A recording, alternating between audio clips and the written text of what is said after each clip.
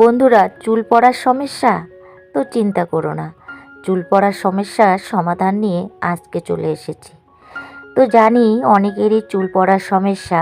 অনেকজনের চিরুনি মাথায় দিতে চায় না, কারণ এতটা চুল পড়ে সেই ভয়ে 2 দিন 3 দিন হয় কিন্তু চিরুনি দেয় না। জানে চিরুনি দিলেই সেই চুলগুলো পড়ে যাবে, সেই ভয়ে কিন্তু অনেকজনে চিরুনি লাগাতে চায় না, সামনেরটুকু আঁচড়ে রেখে দেয়।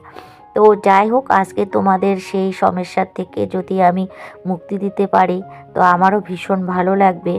আর বন্ধুরা, ভিডিওটা শুরু করেছো যখন প্লিজ একটি লাইক করে দিও। আর নতুন কোনো বন্ধু যদি আমার ভিডিওটা দেখে থাকো তো অবশ্যই আমার চ্যানেলটাকে সাবস্ক্রাইব করে দিয়ে পাশে থাকার অনুরোধ রইল। আর যে সকল বন্ধুরা ডেইলি আমাকে সাপোর্ট করে তাদের জানাই অসংখ্য অসংখ্য ধন্যবাদ। তো চলো ভিডিওটা শুরু করা যাক। আর কি কি করলে আমাদের চুল পড়া বন্ধ হবে আর চুল পড়ার থেকে মুক্তি পাবো। তো প্রথমে বলবো, যখন দেখছো চুল পড়ে যাচ্ছে তো স্ট্রেসটা কমাতে হবে আর ডায়েটের দিকে খেয়াল রাখতে হবে।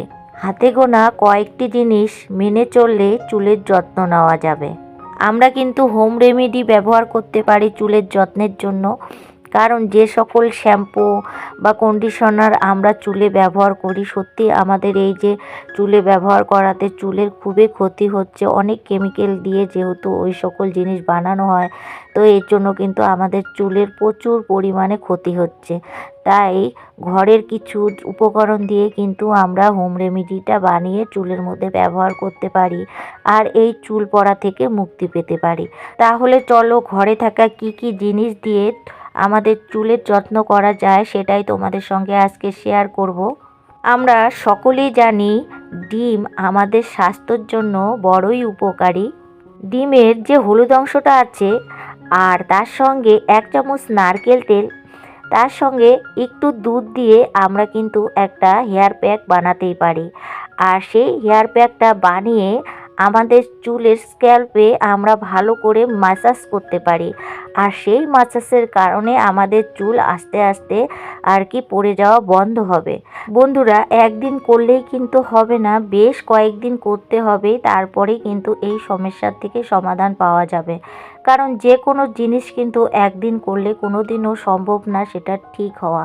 তাই কয়েকদিন করে দেখবে অবশ্যই তোমরা ফলাফল পেয়ে যাবে। ডিমের যে হলুদাংশ আর নারকেল তেল আর হলো দুধ, আর সেই মিশ্রণটা কিন্তু ভালো করে ম্যাসেজ করলে 10 মিনিট, তারপরেও কিন্তু আরও 20 মিনিট তোমাকে মাথায় রেখে দিতে হবে। আর তারপরে হালকা গরম জলে মাথাটা ভালো করে শ্যাম্পু দিয়ে ধুয়ে নিতে হবে। অন্যদিকে আরও একটা তোমাদেরকে বলছি, প্রতিদিন তোমরা যদি মেথি ভিজানো জল খেতে পারো সকালবেলা খালি পেটে, তাতেও কিন্তু তোমাদের চুল পড়া সমস্যার থেকে তোমরা সমাধান পেতে পারো। আর যদি কেউ মেথি ভিজানো জল না খেতে চাও তাহলে তোমরা কিন্তু মেথির পেস্ট বানিয়েও চুলে লাগাতে পারো। মেথিটাকে একদিন আগে ভিজিয়ে রাখবে, তারপরে সেই মেথিটাকে তোমরা কিন্তু বেটে নিয়েও চুলে লাগিয়ে নিতে পারো। তাহলে অতি দ্রুত তোমাদের চুল পড়া বন্ধ হয়ে যাবে।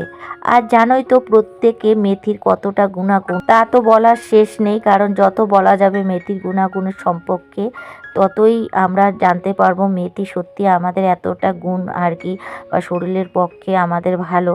তো এর জন্য কিন্তু মেথি আমাদের চুলের পক্ষেও কিন্তু ভালো, তার সঙ্গে মেথি আমাদের ত্বকেরও অনেক যত্ন নেয়।